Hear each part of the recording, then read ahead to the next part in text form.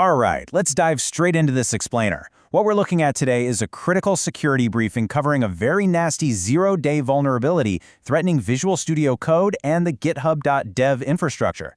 If you're on a security team doing incident response or managing developer environments, you are definitely going to want to pay close attention to the details we're about to unpack.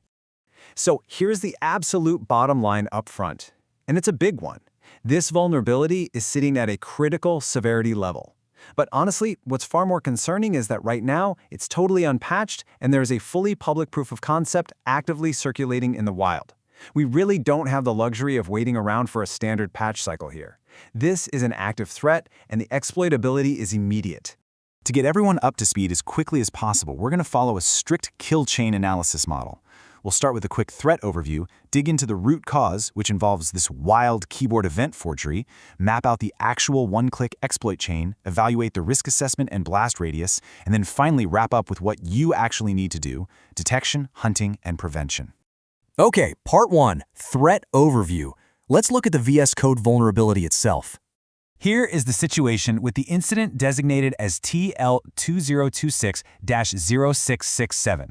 This was disclosed on June 2, 2026 by security researcher Amar Askar, and it essentially allows for the one-click theft of fully scoped GitHub OAuth tokens.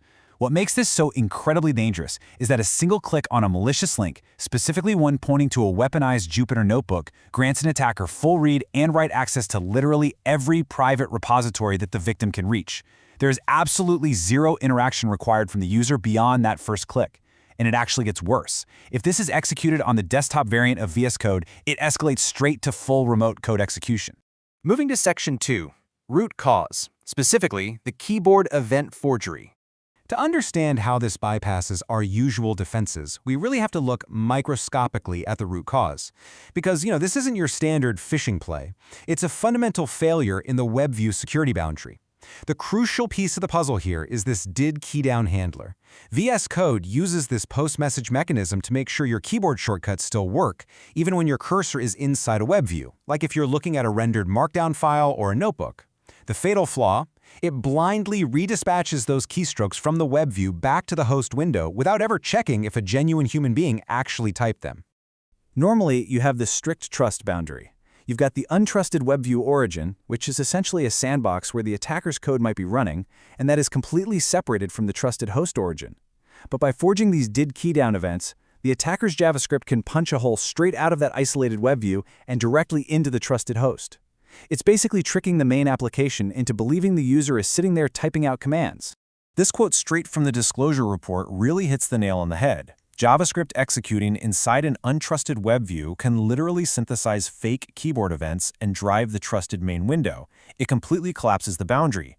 Because of this forgery trick, all of our standard defense in depth measures, things like content security policy or DOM purify, they just can't stop the web view from driving the host application. The attacker isn't even trying to bypass the sanitizer, they're simply remote controlling the editor from inside the sandbox using ghost keystrokes. All right, section 3. Let's map out exactly how this plays out in the one-click exploit chain. This entire step-by-step chain executes in well under a minute. Step 1. The victim clicks a link. That's it. Step 2. An invisible image on error handler hidden inside the Jupyter notebook silently executes the attacker's JavaScript. Step 3. That script fires off those synthetic keystrokes we just talked about. Step 4. Those keystrokes drive the editor to silently sideload a malicious local extension. And get this, it completely bypasses marketplace publisher trust checks because local workspace extensions are treated as automatically trusted. Finally, Step 5, that payload enumerates every single private repo the victim has access to and exfiltrates the OAuth token. Boom. Done. The real danger here is just the sheer surgical precision of the attack. The attacker relies entirely on these invisible synthetic keystrokes to do all the heavy lifting for them. First, they fire off Control-Shift-A. That keystroke accepts a recommended extension prompt that the attacker actually staged themselves in the workspace. Instantly after that, they send Control-F1, triggering a key binding that installs the malicious payload. It happens so incredibly fast that the user literally never even sees the prompt pop up on their screen. Which brings us to section 4. Risk assessment and blast radius. Let's talk about what this means for the enterprise. The core issue that makes this vulnerability a total nightmare is how github.dev handles authentication. When a user opens a repo in github.dev, it automatically posts an OAuth token. But, and this is a massive but, that token is not just scoped to the specific repository the user opened. It grants full read and write access to every single repository that user can reach across their entire GitHub footprint. Because github.dev lacks basic cross-site request forgery protection, an attacker can literally force a victim into an attacker-controlled workspace and just quietly steal a master key to their company's intellectual property. If we map this exploit out using the MITRE ATT-NK framework, we're looking at a complete, highly sophisticated kill chain. It kicks off with drive-by compromise and a malicious link for the initial access phase. For persistence, they're using IDE extensions, which, let's be honest, is a wildly overlooked attack surface in most organizations. From there, it's a straight shot to credential access by stealing the application access token and then exfiltration over a web service, specifically hitting the api.github.com/user/repos endpoint to catalog your infrastructure before smuggling the data out.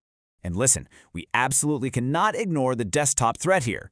Yes, exploitation takes a couple more steps on the desktop client, like tricking the developer into actively cloning and opening the malicious repository locally, but the payout for the attacker is absolutely devastating.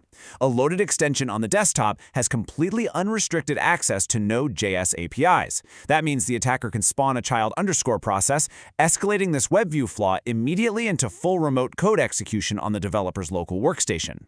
Finally, Section 5. Detection, hunting, and prevention. Let's talk about how we actually lock this down right now.